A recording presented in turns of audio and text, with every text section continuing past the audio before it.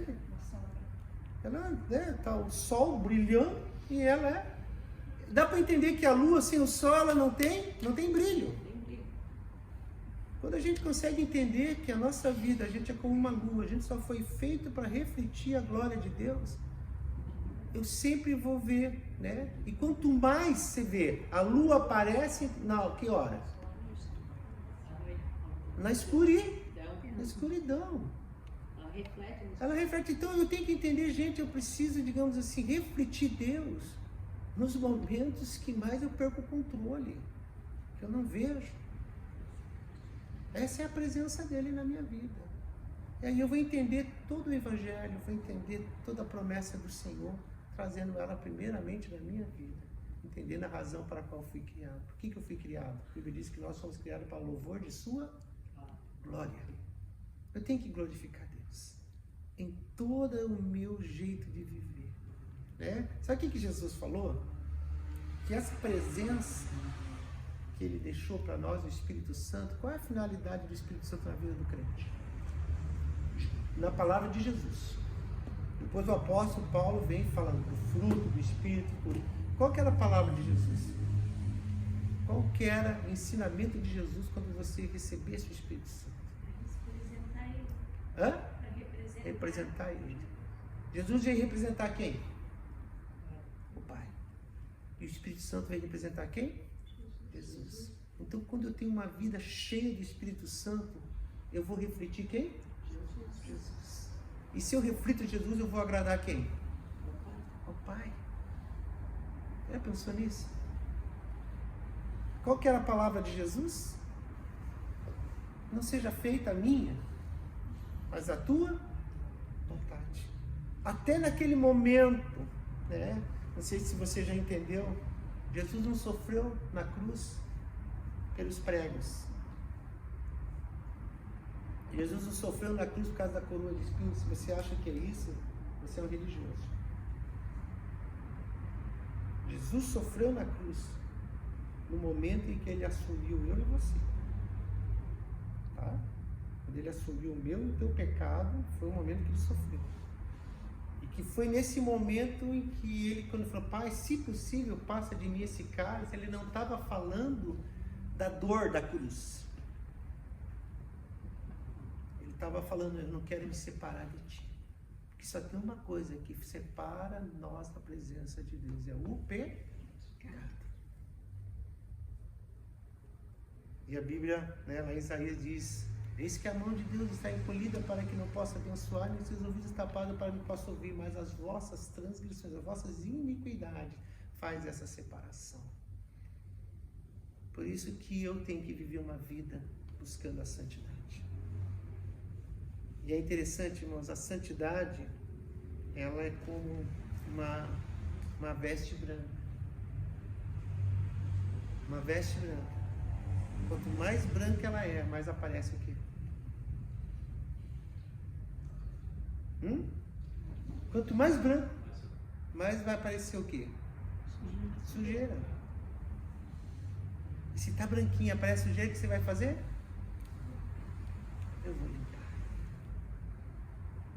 Pois quanto mais eu me aproximo da luz, quanto mais a lua está próximo do sol, mais ela brilha. Quando ela se distancia do sol, ela deixa de brilhar. Amém? Vamos viver uma vida com a presença dele? A presença dele é cheia de alegria? É. A presença dele é prodígio? É.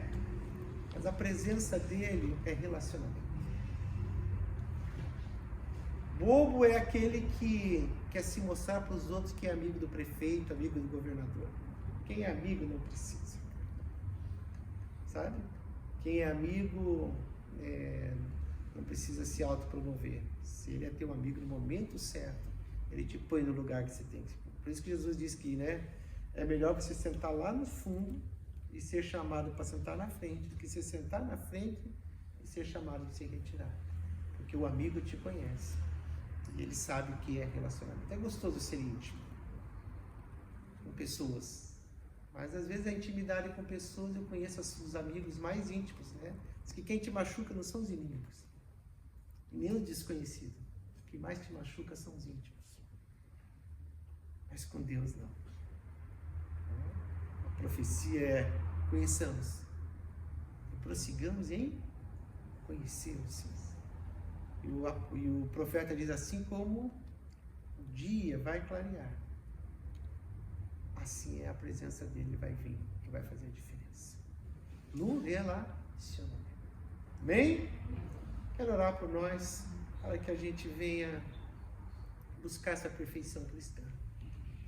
Sei que vocês estão vindo aqui, a proposta foi muito boa no começo, poucas pessoas conseguiram vir no começo e vir até as últimas aulinhas, mas você que conseguiu, tenho certeza que essas palavras que nós aprendemos aqui, a Bíblia diz que a palavra do Senhor não volta vazia. Todo esse aprendizado, às vezes a gente tem uns preconceitos, a gente tem umas interpretações religiosas da palavra de Deus. Na nossa época tinha o culto de doutrina. Um ponto era bom porque trazia uma cultura da igreja, mas os cultos de doutrina às vezes eram de cultura religiosa. Poucas vezes falavam de relacionamento com Deus.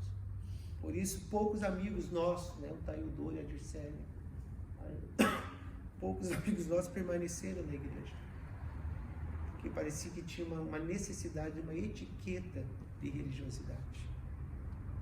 E para o Senhor não é uma etiqueta. A religião é para mostrar para os homens, mas para Deus, religião e comunhão não é a mesma coisa.